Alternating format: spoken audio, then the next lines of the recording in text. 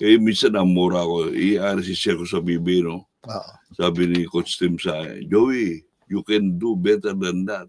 You always said my mistake. Eh, sige na, ikamali na mo, yun na naman. Namura ako, bullshit. Hindi, tsaka siguro I believe na siguro ang bawat referee, especially ngayon, pare tatlo ng Referee. nag-officiate dyan, no?